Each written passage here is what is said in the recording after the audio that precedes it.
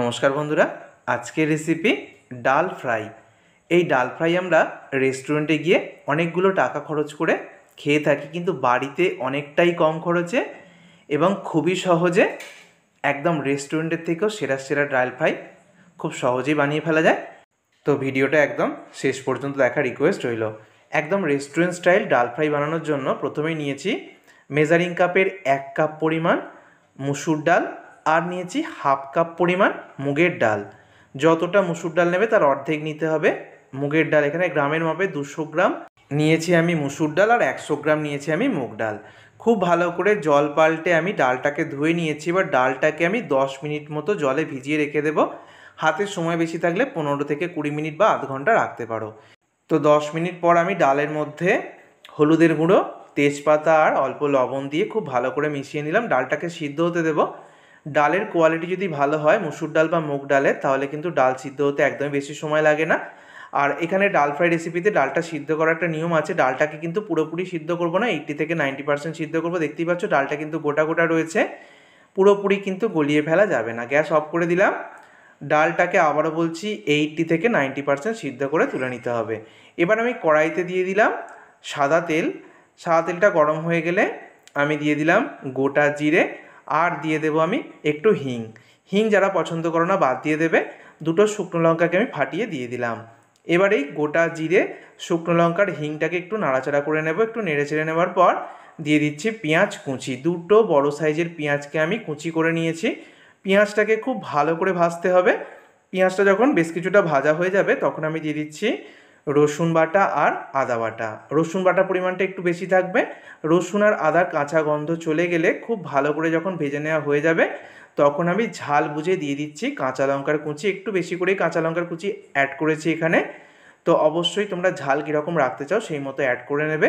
কাঁচা লঙ্কাটাকে একটু ভেজে নিয়ে এবার 2টো বড় সাইজের টমেটো কুচি অ্যাড করে দিলাম, আর অল্প লবণ এখানে আমি দিয়ে দিলাম। এবার টমেটোটাকে খুব ভালো করে ভেজে নেব। টমেটোটাকে মিনিট 2 মতো ভালো করে ভেজে নিয়েছি। এবার মশলার ব্যবহার করছি। এই রেসিপিতে বেশি মশলা লাগে না। হলুদের গুঁড়ো, কাশ্মীরি লাল লঙ্কার গুঁড়ো আর একটু ধনে গুঁড়ো দিয়ে দিলাম। খুব ভালো করে মশলাটাকে কষাতে হবে। খুব ভালো করে দেখো আমি কষিয়ে নিচ্ছি। খুব ভালো করে যখন মশলাটা কষে যাবে তখন আমি যে ডালটাকে সিদ্ধ করে রেখে দিয়েছিলাম মুসুর ডাল আর মুগ ডাল, দুটোকে একসাথে দিয়ে দিচ্ছি। মুসুর ডাল আর মুগ ডালটা দেওয়ার পর 2 থেকে 3 মিনিট সব কিছুর সাথে খুব ভালো করে নাড়াচাড়া করব। খুব ভালো করে মিশিয়ে নেব। খুব ভালো করে যখন মেশানো হয়ে যাবে তখন আমি অ্যাড করব জল। এখানে আমি নর্মাল তাপমাত্রা জল অ্যাড করছি। যদি গরম জল অ্যাড করা যায় খুব ভালো হয়। জলটা মোটামুটি মানে খুব বেশি দিতে যাবে না, মানে খুব বেশি যেন পাতলা না হয়ে যায়, আবার খুব বেশি ঘনও রাখা যাবে না।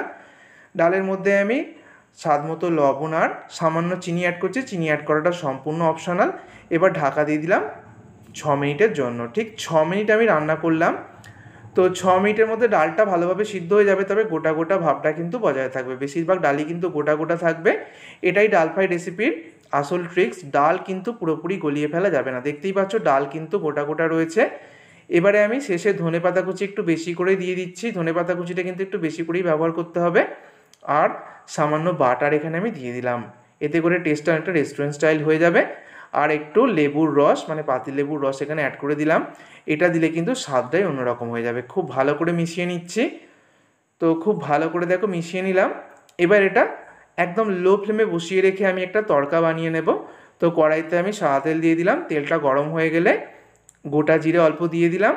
তারপরে দিয়ে দেবো আমি 2টো শুকনো লঙ্কা। তারপরে দিয়ে দিচ্ছি রসুন কুচি। এখানে আমি 10 থেকে 12টা রসুন কুচি দিয়ে দিয়েছি। খুব ভালো করে ভেজে নিতে হবে।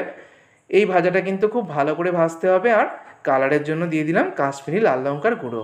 এতে করে কালারটা খুব সুন্দর আসবে। তো আমার তরকাটা বানানো হয়ে গেছে। এবার এই তরকাটাকে আমি দিয়ে দেব এই যে ডালের মধ্যে। ডালটাও দেখো একদম লো ফ্লেমে বসানো রয়েছে। আর তরকাটা দেওয়ার পর কিন্তু গ্যাস অফ করে দিতে হবে।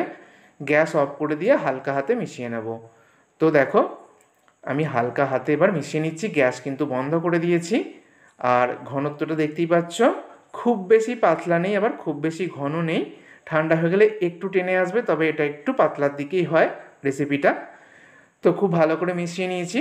তৈরি হয়ে গেল একদম রেস্টুরেন্ট স্টাইল ডাল ফ্রাই। ঠিক যেভাবে দেখিয়েছি এইভাবে বাড়িতে বানিয়েও কথা দিচ্ছি আর রেস্টুরেন্টে গিয়ে বেশি পয়সা খরচ করে খেতে হবে না। আর যাকে এইভাবে ডাল ফ্রাই তৈরি করে খাওয়াবে সে কিন্তু বারবার এই রেসিপিটা রিকোয়েস্ট করবে। ভিডিওটা ভালো লাগলে বন্ধুদের মধ্যে অনেক অনেক শেয়ার করো।